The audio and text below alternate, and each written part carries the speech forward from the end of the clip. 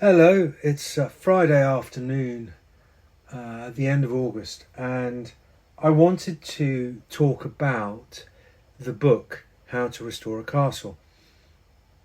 And by that, I mean all of the parts, because eventually there will be 4 parts, and as I've mentioned before, I am going to be writing or publishing part 3 before Christmas. That's the idea anyway. And as I've also said before, the idea of reading the parts 1 and 2 now as a podcast gives me the opportunity of reviewing the shape that I have created, remind myself of all the detail that I've used, and in particular the aliases I've used for various actors, as well as where in the progress of the story, of the lived experience, we've got to. So that kind of gives you the context. But as to the why of writing it, I think the first time that I sat down and wrote something, I think it was the Midge episode.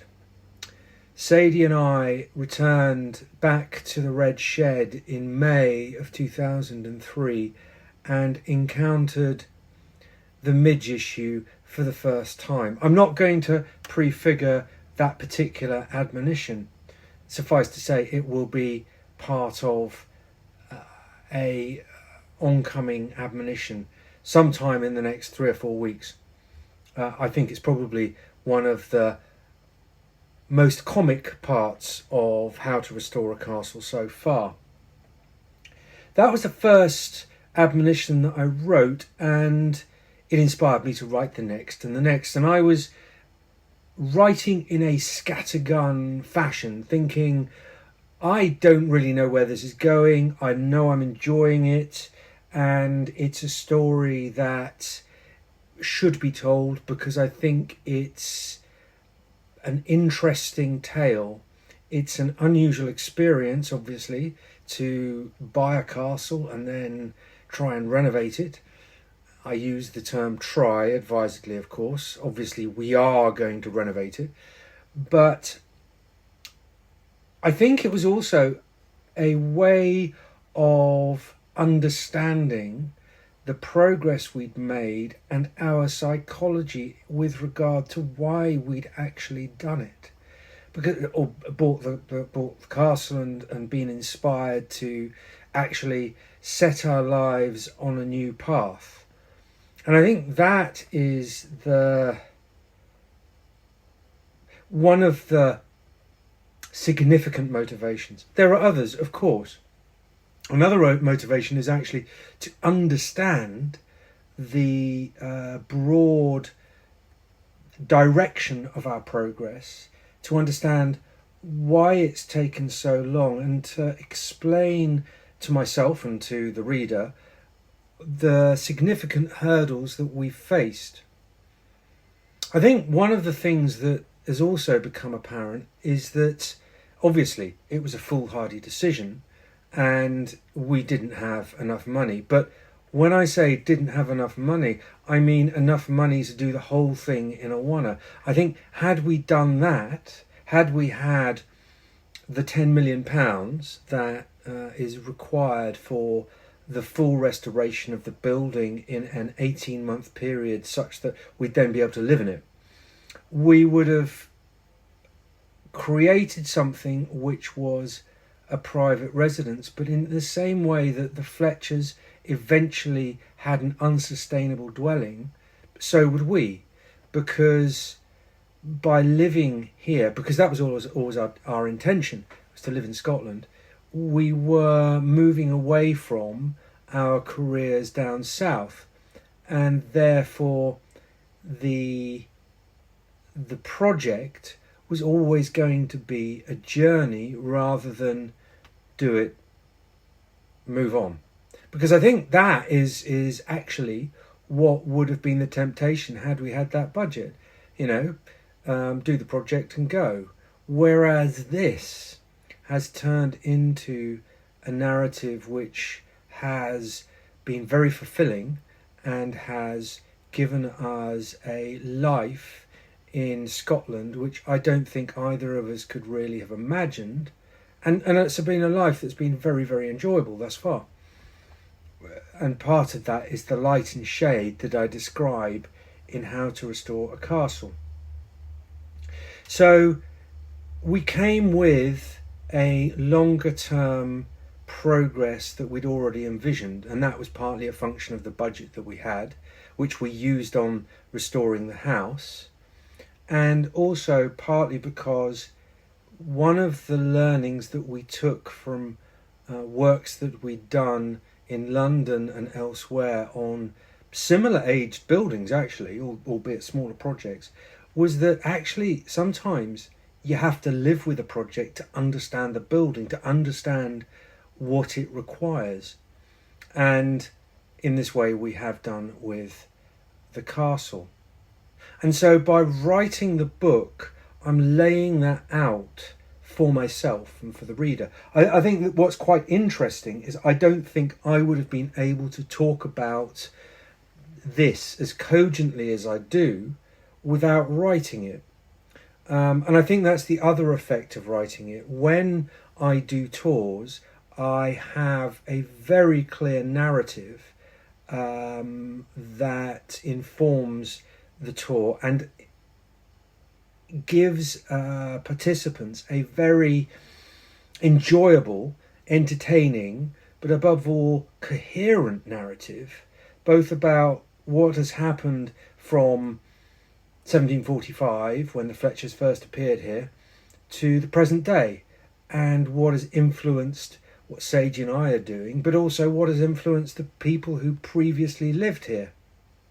And also why it is that not only the physical restoration works are part of this project, but the sorting out, shall we say, the resolution of outstanding problems with the deeds, with boundaries, with rights of way, rights and obligations, etc., etc., which I have talked about elsewhere, YouTube, for example, on video, and which will inform in its present iteration, because there's been an iteration before, in its present iteration, that will inform part 4 of the book. And part 4 of the book will also talk about the acquisition of the forest, and it will talk about the stuff that's been happening really since about 2019. So to go back to the initial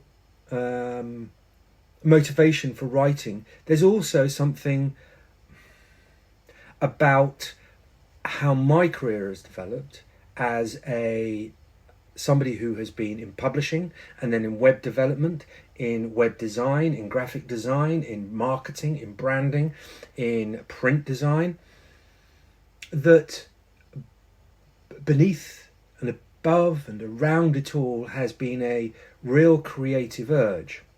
And that creative urge really divides up into 3 elements.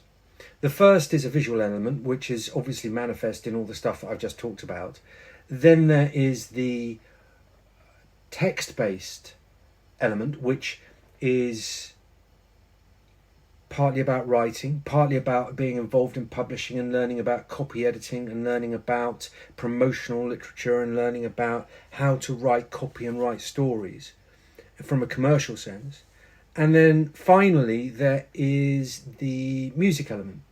And the music element is not really part of this story and is not really part of any of the narrative that you will read, but it's also part of the creative thing that I feel I need to do for my own well-being, mental, creative well-being. Anyway, so what this book is about utilising the writerly creative urge, the text-based creative urge, the storytelling urge, and came out of also the recognition over the last 20 years bringing up our two kids, that one of the things I really enjoyed was exploring stories with them as they grew up. We read Lord of the Rings together, we read the Harry Potters together, we read all sorts of sword and dragon and fantasy stuff, we read lots of detective novels. I don't know, it was a wonderful time between them being between the ages of 6-ish and 12, 13. So all of that taught me about the value of stories, as did giving the occasional tour. So by formalising all of that creative urge, all of the work that we've done on the castle, how that has fed into the narrative of our lives, I just felt it would be silly not to record it. And the problem was, when I looked at it in a formal way, how would this book be shaped? I didn't have a clear A to Z or chapter outline. I could kind of see it, but the problem was that there were all these little segments, these little stories that, in my mind and in Sadie's mind, cohere into quite a striking narrative. But if I start to really shape the narrative in the way that you would for a movie or for a conventional novel, then you lose some of the ridiculousness, some of the synchronicity, some of the randomness of real life.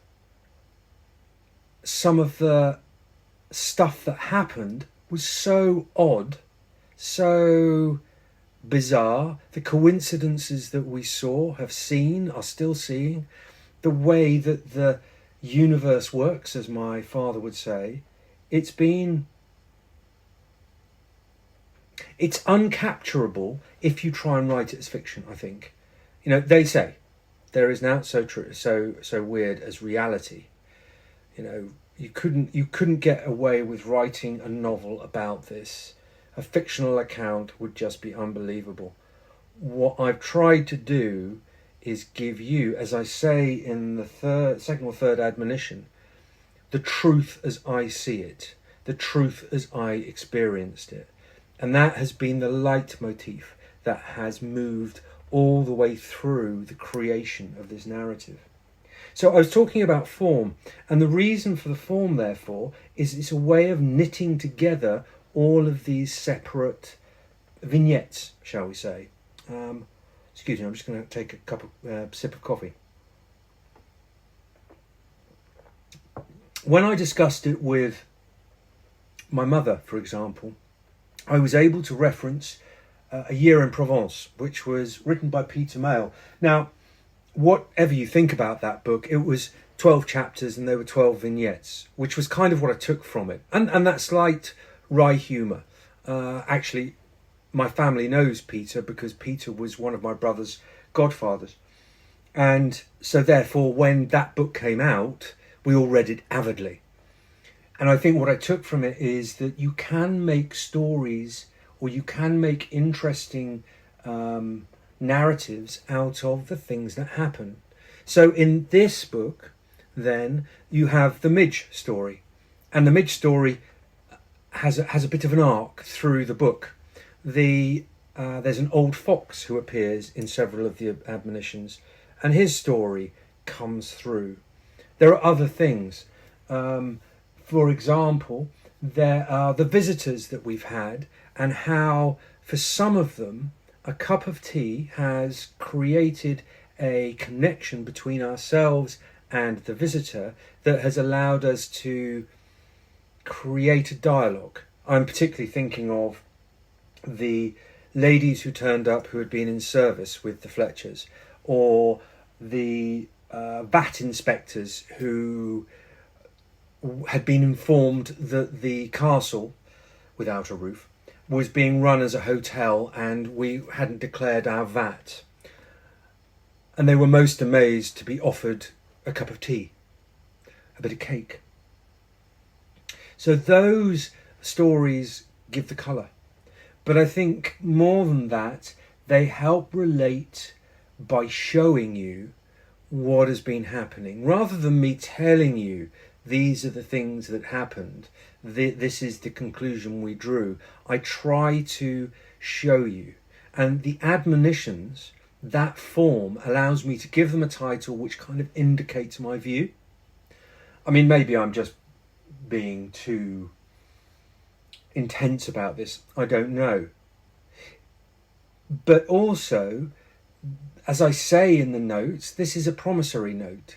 And it's also a way of me saying, these are the steps we've taken thus far. This is the kind of direction they're taking us in. And I'm still not sure how we're going to get there. I mean, you'll find out in part 4. And if you've spoken to me now, or if you've been on a tour, I've got a very clear idea of how we get from a castle without a roof to a castle with 6 or 7 apartments filled with lairds and ladies staying for a week at a time, enjoying a fully refurbished castle. You know, that's the vision. And I have now a progress that I can see working. I can see how we're going to earn the money and how the whole thing will be afforded. It might take time, but that's fine.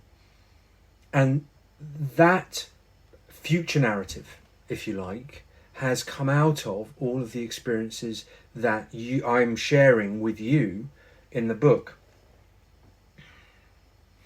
So, as a exercise in understanding how to restore a castle, well, that's what the writing is about, in one sense.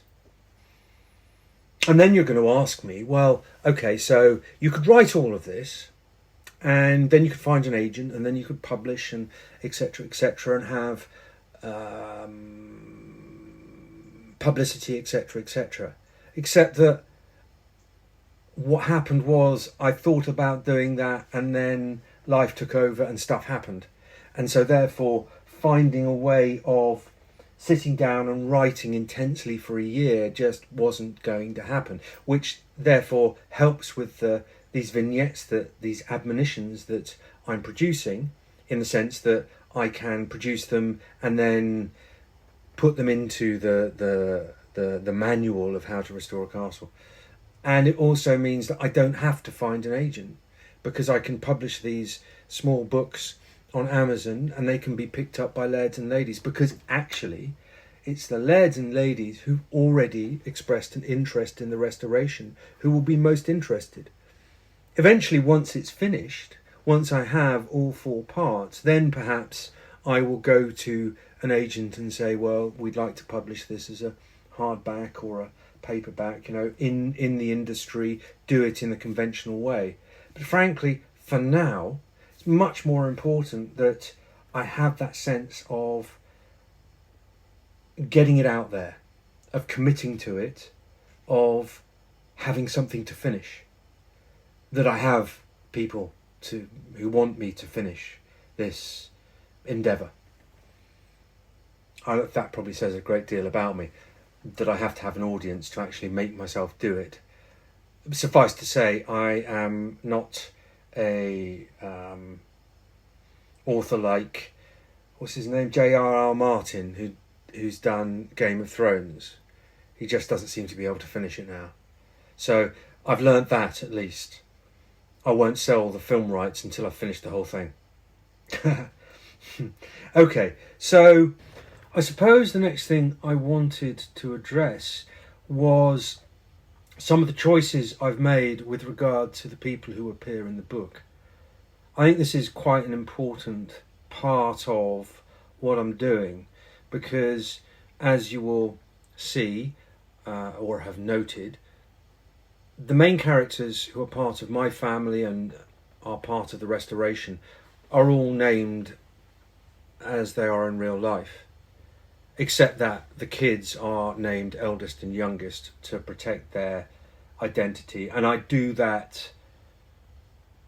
will do that protection throughout for anybody who I feel should not be exposed by this particular endeavour.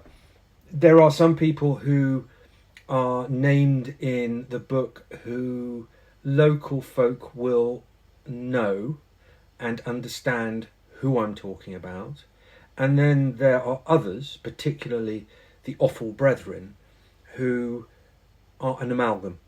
And they're an amalgam to properly anonymise their identities for the purposes of the book. Now, if you want to find out the identity of some of them, then that's going to be quite easy, because they are, each of them, or two of them at least, have gone on public record.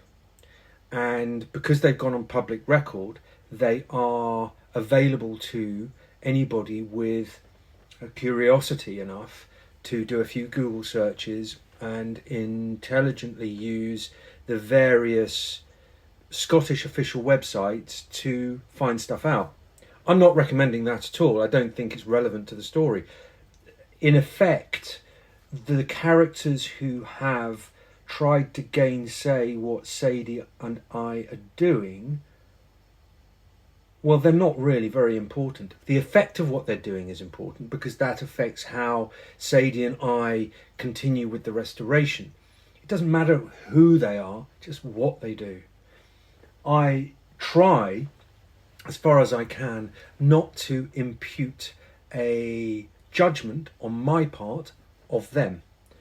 You could say, by calling them the Offal Brethren, I am making a comment, and you'd be right. But that is not a direct character assassination. That is just to say their actions are awful, so they become the Offal Brethren, and it gives me a relatively straightforward way of naming them, which groups them. Hence Haggis, hence Hazlitt, hence Chipolata, for example.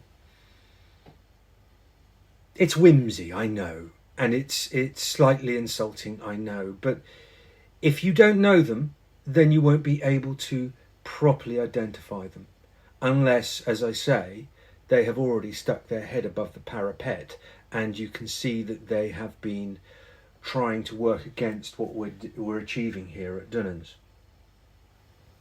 Now, really, that discussion of characters and naming and actions leads me on to really the final point that I wanted to make, and I think which will give us a conclusion to this particular episode. And that is that over the years, I have come to the conclusion that restoring a building is not only dealing with the physical works, the physical manifestation of a building or property. It is also ensuring that whatever those works are, they are founded on a solid set of deeds, are not being undermined in any way by any person or anything or any part of the property that is associated with the restoration. And what I'm really talking about here is the effect that one of the previous owners created when they split up the original parcel of land that the Fletchers sold. That division caused conflict, caused angst, and it did so not because each of the individual purchasers of the individual bits of land were predisposed to react in that way, but because the asset stripping was done in such a way as to manifest conflict, to create grey areas, to provide for a future which is conflicted. So I suppose in many ways that conclusion, that idea that a restoration is not only bricks and mortar but it is also the legal writ, etc., is something that I am exploring with the book as well, explaining how one can spend 20 years of one's life out in the Highlands, and yet still find oneself dealing with people who won't let it lie. So,